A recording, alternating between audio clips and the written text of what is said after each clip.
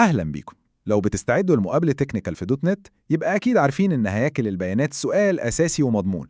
في الشرح ده إحنا مش هنكتفي بالتعريفات السطحية اللي كلنا حافظينها، لا، إحنا هنغوص في أعماق الميموري عشان نفهم سوا وبشكل عملي إزاي السي شارب بتتعامل مع اللينير داتا ستراكشرز دي فعلا، وإزاي اختيارنا بينهم ممكن يفرق في أداء الكود بتاعنا فرق السما من الأرض. وقبل ما ندخل في أي داتا ستراكشر لازم الأول نقف عند الأساس اللي كل حاجة بتتبني عليه، وهو الميموري. يا ترى السي شارب بتخصص الذاكرة وتديرها إزاي؟ الإجابة على السؤال ده بالذات هي المفتاح اللي هيخلينا نكتب كود فعال ومحترف. ودي خريطة الطريق بتاعتنا. هنبدأ من أساسيات الميموري، الستاك والهيب. بعدها هنحلل أشهر هياكل البيانات زي الاريز واللينكد ليستس. وفي الآخر خالص هنوصل لمستوى تاني من الاحترافية ونتكلم عن حاجات متقدمة هتفرق جدا في أداء الابليكيشنز اللي بنبنيها. يلا بينا نبدأ بأهم نقطة، النقطة اللي بتحدد أداء معظم الكود اللي بنكتبه. الفرق بين الستاك والهيب ده مش مجرد سؤال نظري في الانترفيوهات وخلاص، ده هو أساس فهم إدارة الميموري في عالم الدوت نت كله. ببساطة شديدة، الميموري في السي شارب متقسمة لمنطقتين أساسيتين، الستاك والهيب. كل واحدة فيهم ليها قواعدها وليها خصائصها اللي بتخليها مناسبة لحاجات معينة ومختلفة تماماً عن التانية. خلينا نتخيل الستاك ده كأنه كومة أطباق فوق بعض، منظم جدا وسريع. آخر طبق بنحطه هو أول طبق بنشيله، أو زي ما بنقول لايفو. السي بي يو بيستخدمه عشان ينظم استدعاء الميثودز والمتغيرات اللي جواها. كل ما ننادي على ميثود بيتحط إطار جديد فوق الكومة دي فيه كل المتغيرات بتاعتها، ولما الميثود تخلص شغلها الإطار ده بيتشال بمنتهى البساطة. عملية سريعة جدا والجاربج كولكتور ملوش أي دعوة بيها. على الناحية التانية بقى عندنا الهيب. تخيلوا الهيب ده زي أوضة كبيرة غير منظمة بنرمي فيها الحاجات. هنا بنخزن الأوبجكتس اللي عمرها طويل ومحتاجينها تفضل عايشة حتى بعد ما الميثود اللي عملتها تخلص. الوصول ليها بيكون أبطأ شوية لأنه بيتم عن طريق مؤشر. والأهم من كل ده إن الدوت نت جاربج كولكتور هو اللي مسؤول عن تنظيف الفوضى دي لما الأوبجكتس دي ما يبقاش ليها أي لازمة. طيب كده فهمنا الأساس، خلونا بقى ننتقل لأشهر داتا ستراكشر خطي هو والنسخة الديناميكية القوية بتاعته.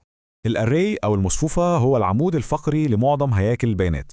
الفكرة ببساطة إنه كتلة ميموري واحدة متصلة متخزن فيها عناصر من نفس النوع ورا بعض بالظبط، وده بيدينا ميزة رهيبة، سرعة وصول ثابتة أو O of 1 لأي عنصر عن طريق الاندكس بتاعه.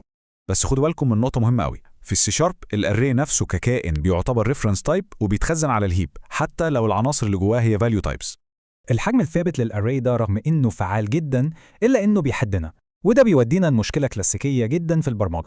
طب نعمل إيه لو محتاجين حجم المجموعة دي يكبر؟ وهنا بيجي دور الليست في تي. الليست بتدينا إحساس إننا بنتعامل مع مجموعة ديناميكية حجمها بيكبر براحته، لكن الحقيقة إنها في الخفاء مجرد مدير ذكي لأريه عادية جدا. وهنا بقى السر كله بتاع الليست اوف تي. الكاونت هو ببساطة عدد العناصر اللي احنا ضفناها، لكن الكاباسيتي هو الحجم الفعلي للاري الداخلية اللي الليست بتستخدمها. الليست دايما بتحجز مساحة زيادة عشان توفر على نفسها عمليات إعادة التحجيم المكلفة مع كل عنصر جديد بنضيفه. الكود اللي قدامنا ده هيورينا السحر ده بيحصل إزاي عمليا. هنعمل ليست ونبدأ نضيف فيها عناصر واحد ورا التاني، ومع كل إضافة هنطبع الكاونت والكاباسيتي. ركزوا كويس في الأرقام اللي هتظهر.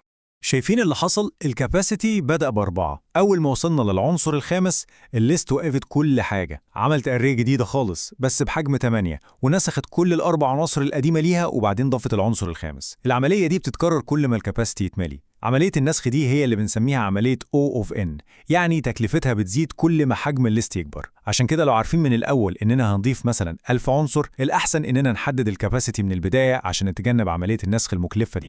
طيب، تكلفة الإضافة والحذف في نص الليست تي ممكن تكون غالية جدا، وده بيخلينا نسأل، طب ماذا لو مش محتاجين العناصر تكون ورا بعض في الميموري؟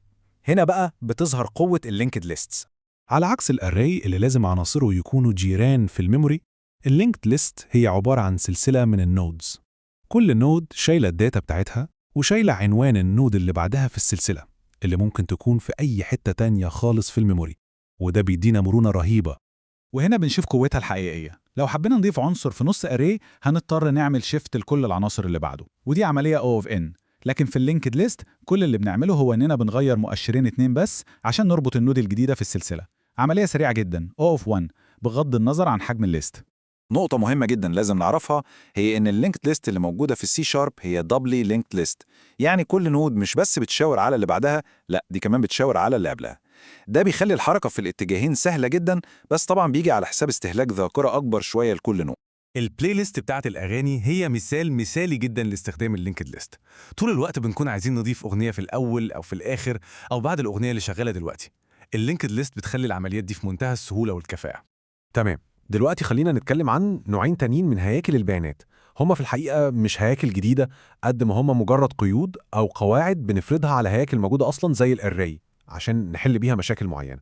هنتكلم عن مفهومين: لايفو وفيفو. يعني دي مش هياكل ميموري جديدة، دي مجرد قواعد محددة لإضافة وحذف العناصر، وغالباً بتتعمل باستخدام array أو linked list من تحت.